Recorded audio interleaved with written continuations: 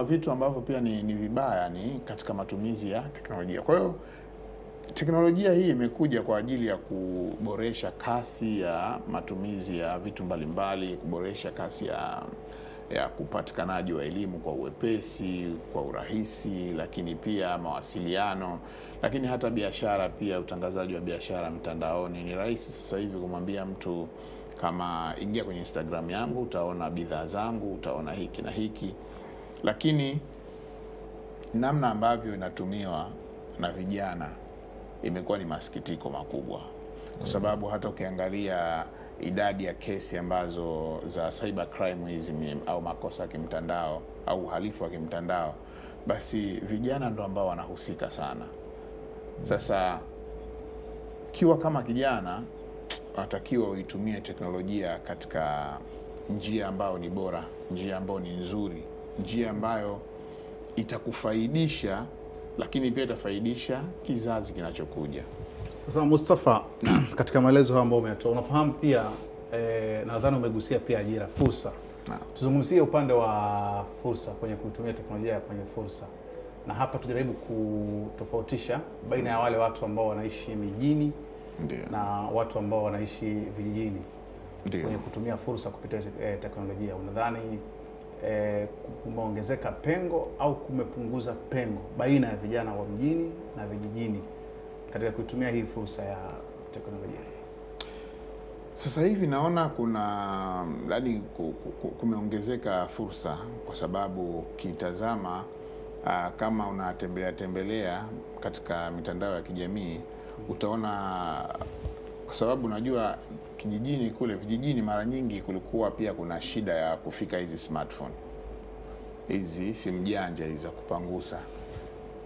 Kwa hiyo ufikaji kwanza wa hii teknolojia, kwa sababu simu janja ni teknolojia mojawapo. Kwa hiyo kufika kwa hizi simu kule vijijini kumewafanya hata watu ambao kule mjini, unaweza kumkuta mtu sasa hivi labda anachunga ng'ombe au mbuzi au mifugo yake, lakini yeye anaitumia kama ile ni sehemu ya kuonesha kitu ambacho kinafanyika katika jamii, hasa katika upande wa ufugaji. Kwa mfano,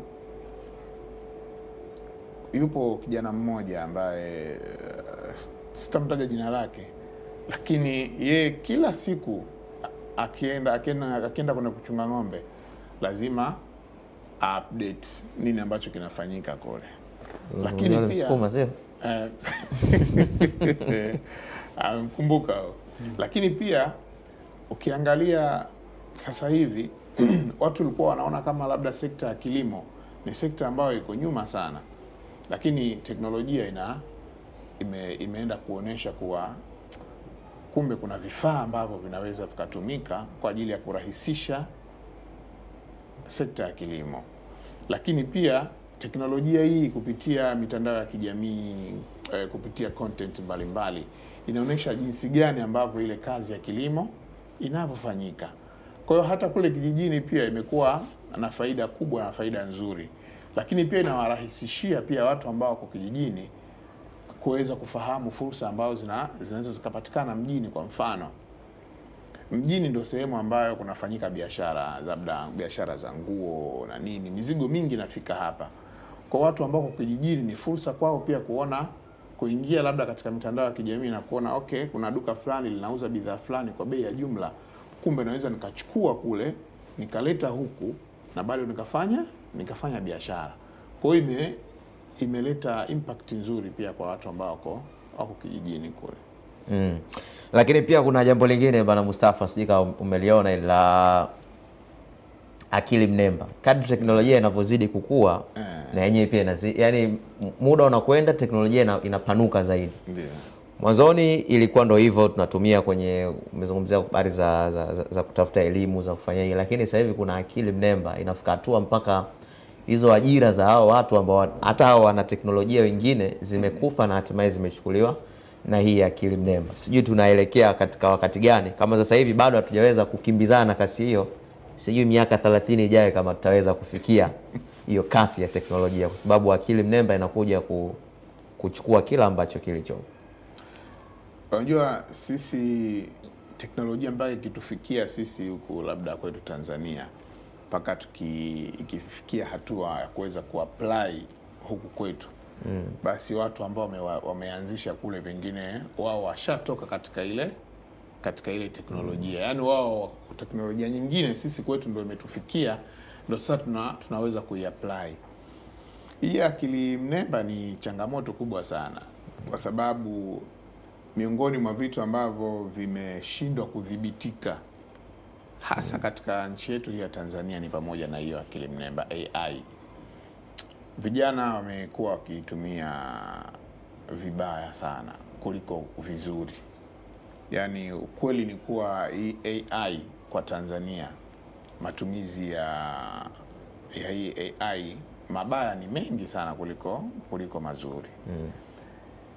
Sasa hivi Khalid, mtu akiwa labda na chuki na wewe tu kidogo, basi ana uwezo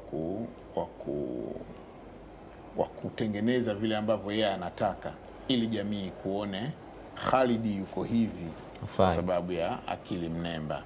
Ina uwezo wa kubadilisha maneno ambayo mimi nazungumza hivi Kiswahili akaniwekea lugha nyingine, au akaniwekea ikabadilisha kabisa, mimi kaonekana kama mimi ndo nazungumza vile vile exactly. Kwa hiyo ni teknolojia ambayo kuna teknolojia ambazo zinakuja kwetu lakini sio sahihi sana kwa matumizi yetu sisi. Kwa hiyo sio wakati wake. Sio wakati wake sisi. Kwa sababu ni teknolojia ambayo ingebaki ikawa inatumika kwenye mataasisi tu kufanyia baadhi ya vitu mbalimbali ambavyo vitawarahisishia wao kwenye taasisi.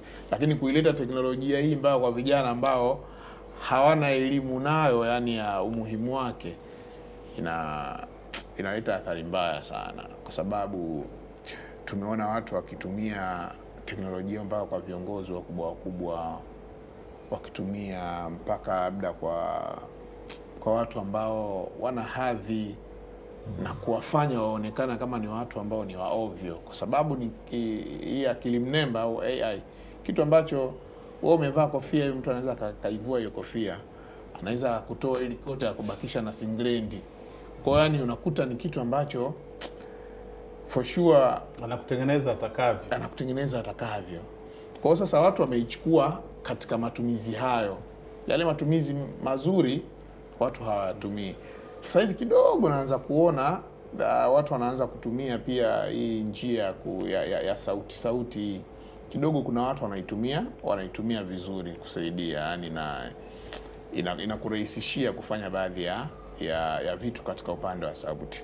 Lakini kwa kweli ni teknolojia ambayo kwa miaka mengine mbele huko inaweza ikawa ni teknolojia ambayo itakuwa na athari mbaya sana hapa kwetu. Kishki TV, nuru ya dini yako.